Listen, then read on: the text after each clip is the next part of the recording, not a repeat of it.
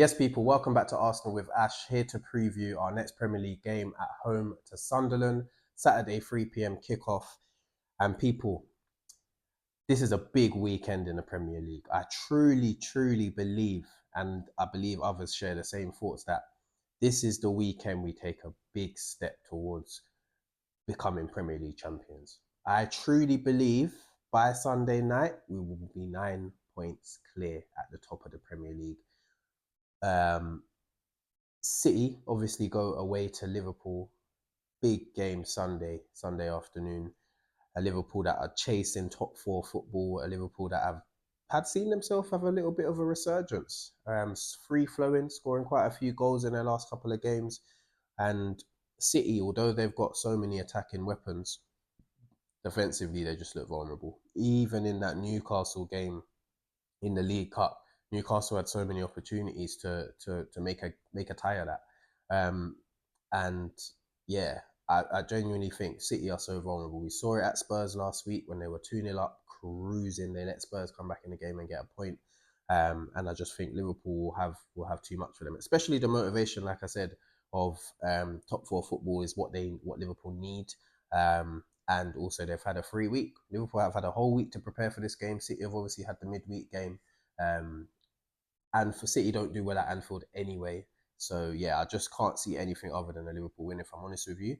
But we have to do our job before that. We have an opportunity to put the pressure on before that game, go 9 points clear, and yeah, put that pressure on to City for their game at Anfield. But let's make no mistake about it. It's not going to be an easy game at home to Sunderland. It's really not.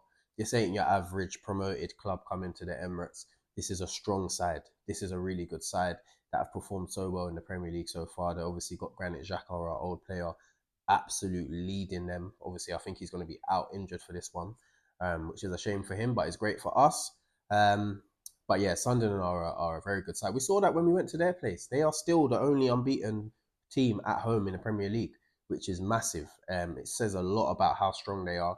And we were in a serious game over there. And obviously, unfortunately, in the last minute, we lost. Not lost. We drew the game. But they don't travel well. Sunderland don't travel well. But it's funny because so in the Premier League they've only got 2 away wins, and their last one was in October. Like that's ages ago. But the thing is, it was at Stamford Bridge away to Chelsea, and they've also gone to Liverpool. They've also gone to Spurs and got points. So they get themselves up for these bigger games, and they often find a way to get through it. But I'm expecting us to be too strong for them either way. We're at the Emirates with we're off the back of getting to a cup final. We should be absolutely buzzing. We've got an opportunity, a massive opportunity to put the pressure on City. Had a big win last week against Leeds, so everything points to us going out there and getting the job done. And I truly think the boys will do that. We're going to be in a battle. We're going to have to be physically at it, and that is a little bit of a worry with obviously the work we put in midweek. But I'm sure Arteta will freshen it up, make a few changes to the team to make sure that everyone's fresh and we can go out there and compete at our best. Um, but yeah, it's gonna be a difficult game. I think we're gonna at times we might have to be quite patient. I can see them coming and sitting a low block and trying to play on the counter with their transitional threats. So if we don't get an early goal, it's just going to be a typical game where we're playing up against a low block, I assume, and we're going to have to try and find a way. And if that's via a set piece, it's via a set piece. But we're just going to have to force the issue. So as long as we keep patient, and we need the fans to be patient as well, and not get frustrated or anxious. The boys are going to need them to be behind them to make sure this ain't a disaster of a day. But yeah, I'm sure we will go out there and do the job. So yeah, let's talk about the predicted lineup and what I think Arteta might do or what I would do. So David Raya will continue will go back in goal. Obviously, he didn't play in the Carabao Cup. At right back, I'd make a change. I put Ben White in there to freshen things up. Obviously, Timber's played a lot of football. And Ben White also gives us a little bit more going forward as well. And in this game, we're going to need that type of creativity. So Ben White at right back, Saliba and Gabriel centre backs. I'd keep the centre backs the same. Left back, I'd bring in Calafiori, again similar to Ben White and Timber, where Hincapié has obviously played quite a bit of football recently. Had a really tough encounter in midweek.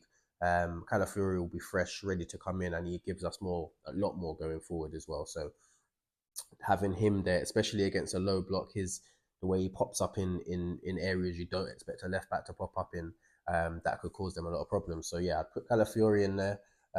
Centre midfield, I'd probably stick with the Zubimendi Rice double pivot. A lot of people are saying to give Norgard the game, but I'm not too sure. I'm not too sure. I wouldn't be mad at it, to be honest with you. I wouldn't be mad at it. And there's also a possibility of us going with a Declan Rice at the six, and maybe Eze and Odegaard. There's a possibility of that, but nah, I'd stick with the Zubimendi Rice pivot, and I'd have Odegaard out there as well, starting the game. Who would you go, Kai Havertz? No, I'd probably have Odegaard in there. In the midfield to kind of get on the ball, control things, try and thread the pass through. I have a need, all of that sort of stuff. I know it's not his exact game, but I think he does get a lot of touches on the ball, and our progression into the final third is a lot better when we have him on the pitch. If you even look at the stats, that's what he's strong at. So yeah, we'll have I'd have Odegaard in there next to Zubimendi and Rice.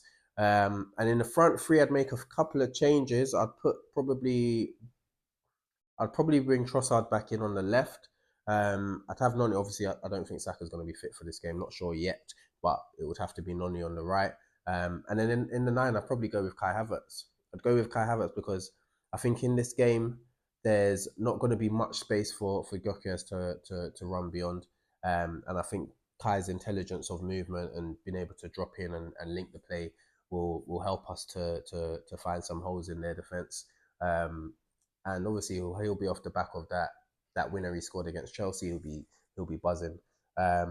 So yeah, that's how I would start, and then obviously we'd have the options of Gyökeres, Jesus, Martinelli, Eze, all on the bench, ready to come on if need be and make a difference. So yeah, that's the team I'd go with, and I think it will be something similar to that. Maybe a Gyökeres up front instead of a Havertz, or maybe a Havertz. He might even go with Havertz in the number 10 support striker role again, but we'll see. But yeah, we need to make sure we go out there and do the job. I think we will. I'm going to go with a 2-0 Arsenal win. I'm going to go with Havertz to get a goal. And I'm going to go with Trossard to get a goal. He ain't scored for a while. So yeah, let Leo get back on the score sheet. And yeah, hopefully we can get the job done. Get that job done. Enjoy our weekends and sit back with our feet up and watch that Liverpool City game. But yeah, that's my thoughts. Let me know in the comments how you feel the game's going to go. Your predictions, who you want to see in the lineup as well. And yeah, like, share, subscribe, all of that stuff. Hit the notification bell, and we'll see you for the next one. Take care.